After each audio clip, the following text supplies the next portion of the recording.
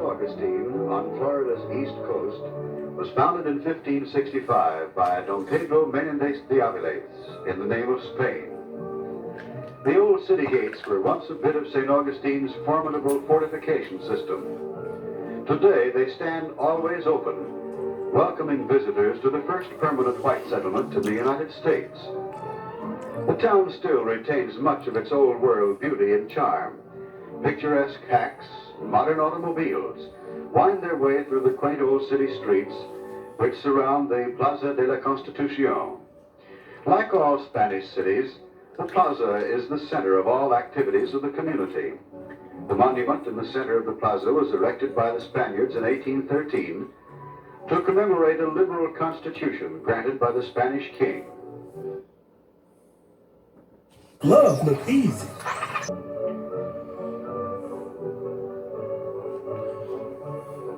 Ponce de Leon landed near this spot on Easter Sunday, 1513, and took formal possession of the land for Spain.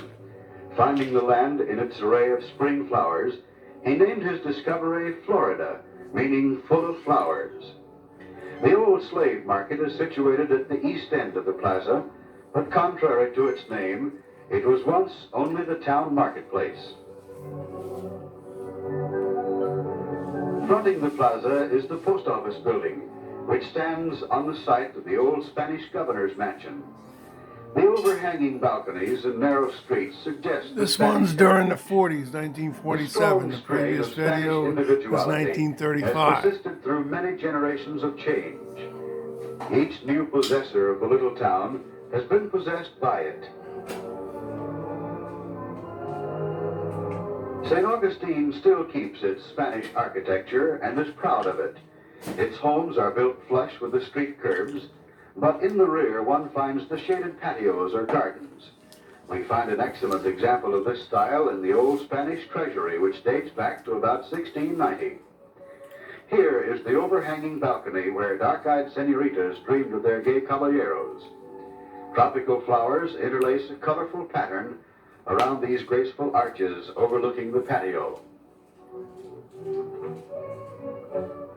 Emerson called St. Augustine the little city of the deep, and it seems indeed to belong to the sea. Rivers form the west and south boundaries, while beautiful Matanzas Bay forms a passageway to the sea. The magnificent bridge of the Lions spans the Matanzas River. This bridge derives its name from the lions of Italian marble at its west end, symbolic of Ponce de Leon. Still guarding the entrance from the sea is Castillo de San Marcos, now a national monument. This grim old fortress was begun by the Spaniards in 1672 and completed 84 years later.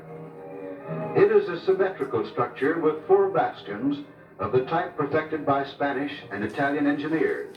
My wife just walked in front of the camera. 16 feet thick. The sturdy walls of the fort have weathered the assaults of man and nature for nearly 3 centuries. The hot-shot furnace pictured here was built by the United States in 1842. Hot shot were a solid iron shot heated to a red glow and fired from cannon as incendiary projectiles. They were in use from about the latter part of the 1500s to 1850. The battle scars on the thick walls are mute evidence of the struggle which early settlers of this country experienced in their New World outposts.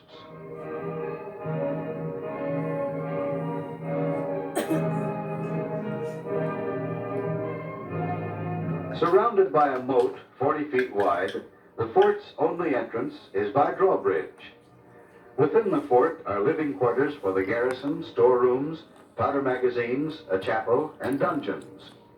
The famous Seminole Indian Chief Osceola was imprisoned here after his capture during the Second Seminole War. The fort was built of coquina rock, a native material consisting of seashells cemented into a stone of remarkable durability by the action of the elements over hundreds of years. Indian laborers carried the great blocks of coquina from across the harbor, where the quarries of this unique shell formation are found. Remember, this is 1947. The Fountain of There's Youth, a Fountain of Youth, situated as in it was in beautiful 21-acre 1947. park, is one of St. Augustine's popular attractions. Here are found many relics of Florida's early history.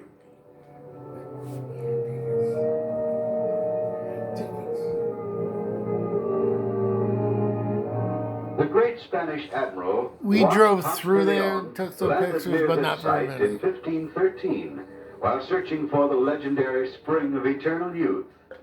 Here the water from a spring sampled by Ponce de Leon still wells up for the guests to drink. To this day, visitors to the ancient city drink from the spring of miraculous powers with an inward hope that its fabulous charms might act upon them.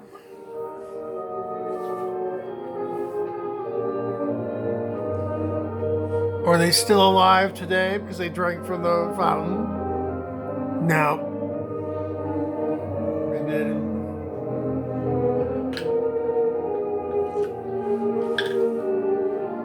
Believed to have been built by Franciscans before 1599, this house is the oldest complete structure in St. We Augustine. drove past it on trolley Four tours. flags fly from its balcony, those of Spain, England, the Confederacy, and the Union. Florida was a representing the slave four state. changes of government that have taken place during its long existence.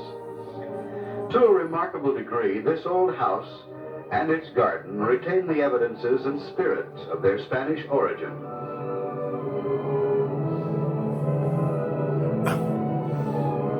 A bit of old Scotland has somehow found its way into the Spanish atmosphere of this old Because of house. England.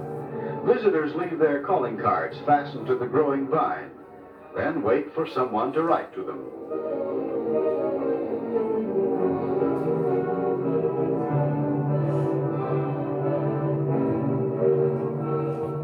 That's the trolley tour as of 1947. We went on the trolley tour as of 2022. Is the oldest wooden schoolhouse in the nation. The building has been preserved as a shrine of the vast educational program which we now have in the United States.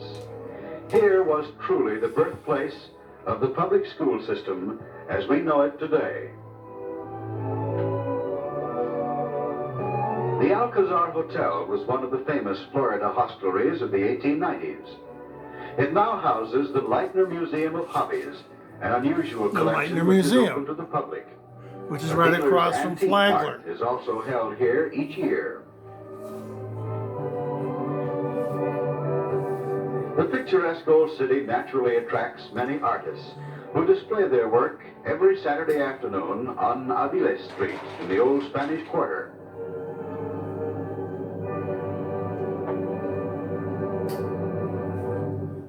Religion has played a major part in the history of the ancient city.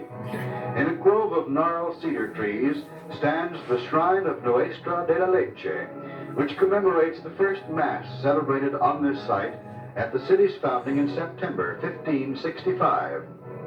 The cathedral parish of St. Augustine is the oldest in the United States, and its records preserved in the cathedral date from 1594. Wow. The blessing of St. Augustine's shrimp fleet is an annual event in the spring when the New Year's fishing season opens. For several weeks, the shrimp boats have been idle during the closed season. Their owners use this time to good advantage. The damages sustained during the months of work are repaired. New gear is installed. Lines and nets are made ready. The ships are painted. Lionsgate Bridge right In there. their new finery, decked with flags and bunting, often carrying the owner, his family, and crew, they are brought in gala procession to the dock nearest the ancient cathedral. Here, the pastor of the fishermen waits to receive them and impart the blessing of the church on them and their passengers. A shrine of American history, St. Augustine adds more years to her 3 centuries of peace and war.